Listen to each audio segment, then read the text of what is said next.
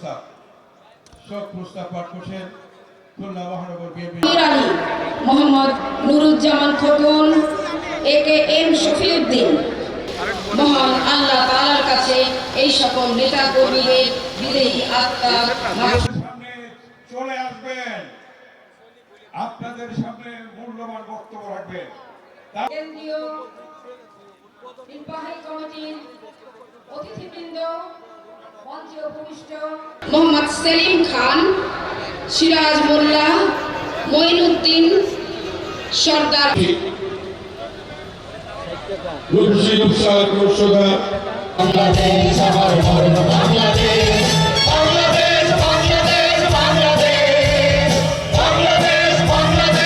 উপস্থিত রয়েছেন বিএনপির ভাইস চেয়ারম্যান অ্যাডভোকেট নিতাই রায়। আনুষ্ঠানিকভাবে আজকের এই সম্মেলনের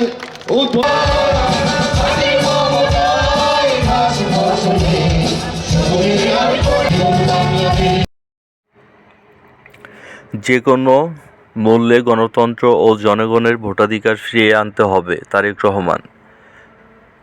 যে কোনো মূল্যে গণতন্ত্র ও জনগণের ভোটাধিকার ফিরিয়ে আনতে হবে। বাংলাদেশের মানুষের গণতন্ত্র ও ভোটাধিকারের যাতে প্রতিষ্ঠিত হয় সে লক্ষ্যে আমাদেরকে কাজ করতে হবে। আমরা যদি বাংলাদেশের মানুষকে ভোটাধিকার ফিরিয়ে আনতে পারি তাহলে বাংলাদেশের মানুষ সর্বনাশের চূড়ান্ত পর্যায়ে পৌঁছে গিয়েছে, সেখান থেকে আমরা উঠিয়ে আনতে পারব। অতীতে বাংলাদেশের কিভাবে গণতন্ত্র ধ্বংস হয়েছে আমরা দেখেছি, কিভাবে বাংলাদেশের মানুষের উপর অত্যাচার নির্যাতন হয়েছে আমরা শুনেছি। আপনারা যারা এখানে কাউন্সিলর, ডেলিগেট, বিএনপির বিভিন্ন অঙ্গ সংগঠন, নেতাকর্মী সহ সাধারণ মানুষ উপস্থিত আছেন। কিছুদিন আগেও কিভাবে আমাদের উপর অত্যাচার নির্যাতন হয়েছে, এতে আমরা অনেক সহকর্মী হারিয়েছি।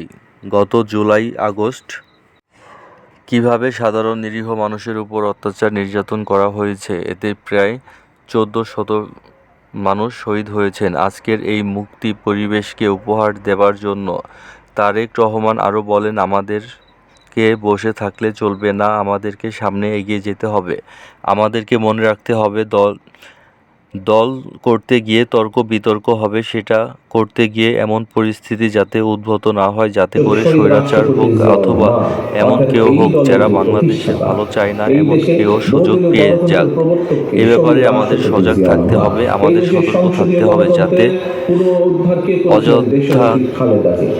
অযথাধিক তর্কা বিতর্ক থেকে জনগণ এবং দেশের স্বার্থ রক্ষা থেকে আমরা বিরত থাকতে পারি। আমাদের সামনে অনেক কাজ আছে, আমাদের শিক্ষা, স্বাস্থ্য ও কৃষি ব্যবস্থার দিকে নজর দিতে হবে। দ্বিতীয় অধিবেশনে ভোটারদের গোপন ব্যালটে সভাপতি নির্বাচিত হয়েছে অ্যাডভোকেট শফিকুল আলম মনা, সাধারণ সম্পাদক নির্বাচিত হয়েছেন শফিকুল আলম তুহিন এবং সাংগঠনিক সম্পাদক নির্বাচিত হয়েছেন যথাক্রমে শেখ সাদি, হাসানুর রশিদ চৌধুরী, মিরাজ ও মাসুদ পারভেজ বাবু। দীর্ঘ 16 বছর পর আজ 24 ফেব্রুয়ারি সভাপতি, সাধারণ সম্পাদক ও সাংগঠনিক পদে 3টি পদ ভোট প্রার্থী হয়েছেন 12 জন। সম্মেলনের প্রধান অতিথি হিসাবে ভার্চুয়ালি যুক্ত ছিলেন দলের ভারপ্রাপ্ত চেয়ারম্যান তারেক রহমান। দুপুর 2:30টার সময় সম্মেলনের দ্বিবার্ষিক অধিবেশনে কাউন্সিলরদের গোপন ব্যালটের মাধ্যমে ভোট গ্রহণে অনুষ্ঠিত হয়েছে। খুলনা জেলা স্টেডিয়ামের জিমনেশিয়াম অডিটোরিয়ামে 5টি থানা ও 3 ইউনিয়নের 505 জন কাউন্সিলরের ভোটে নির্বাচিত হবেন।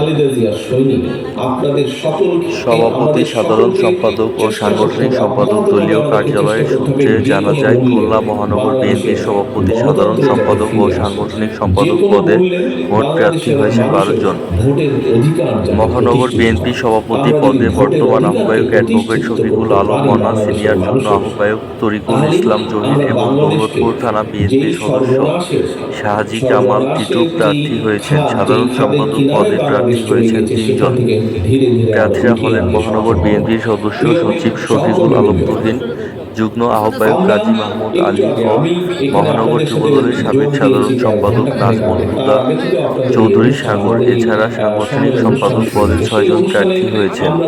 ভারপ্রাপ্ত সভাপতি শেখ সাদি, মহানগর ছাত্রদলের সাবেক সভাপতি মাসুম পারভেজ বাবু, মহানগর যুবদলের সাবেক সভাপতি মাহফুজুর হাসান পিয়ারু, যুবদলের সাবেক সাধারণ সম্পাদক শের আলম শান্ত, সাবেক ছাত্রদল নেতা হাসানুর রশিদ চৌধুরী, মিরাজ ও তরিকুল ইসলাম তারেক। এর মধ্যে তারেক ছাড়া বাকিরা বর্তমান কমিটির যুগ্ম আহ্বায়ক, মহানগর বিএনপির সাবেক সভাপতি নজরুল ইসলাম মঞ্জু সহ তার অনুসারীরা। মহানগর জাসাদের আহ্বায়ক আইনুন নিশাত, অ্যাডভোকেট মারুফ হোসেন সহ বিভিন্ন নেতাকর্মী এ সময় উপস্থিত ছিলেন। সম্মেলনে নির্বাচন পরিচালনা কমিটির চেয়ারম্যান অ্যাডভোকেট মাসুদ হোসেন রনি ঘোষণা করেন, দ্বিতীয় অধিবেশনে ভোটারদের গোপন ব্যালটে সভাপতি নির্বাচিত করা হয়েছেন। অ্যাডভোকেট শফিকুল আলম মনা সাধারণ সম্পাদক নির্বাচিত হয়েছেন। শফিকুল আলম তহিদ এবং সাংগঠনিক সম্পাদক নির্বাচিত হয়েছেন। যথাক্রমে শেখ সাদি, হাসানুর রশিদ চৌধুরী, মিরাজ ও মাসুদ পারভেজ বাবু দীর্ঘ 16 বছর পর আজ 24 ফেব্রুয়ারি সভাপতি, সাধারণ সম্পাদক ও সাংগঠনিক সম্পাদক পদে 3টি পদে মোট প্রার্থী হয়েছেন 12 জন। সম্মেলনের প্রধান অতিথি হিসেবে ভার্চুয়ালি যুক্ত ছিলেন দলীয় ভারপ্রাপ্ত চেয়ারম্যান তারেক রহমান। দুপুর 2:30টার সময় দ্বিবার্ষিক অধিবেশনে কাউন্সিলরের গোপন ব্যালটের মাধ্যমে ভোট গ্রহণে অনুষ্ঠিত হয়েছে। খুলনা জেলা স্টেডিয়ামের জিমনেশিয়াম অডিটোরিয়ামে 5টি থানা ও 3টি ইউনিয়নের 505 জন কাউন্সিলরের ভোটে নির্বাচিত হবে। প্রিয় সহকর্মীবৃন্দ, আমাদেরকে সতর্ক থাকতে হবে যে আমরা অযাচিত তর্ক বিতর্ক করে জনগণ এবং দেশের স্বার্থ রক্ষা থেকে যাতে দূরে সরে না যায়।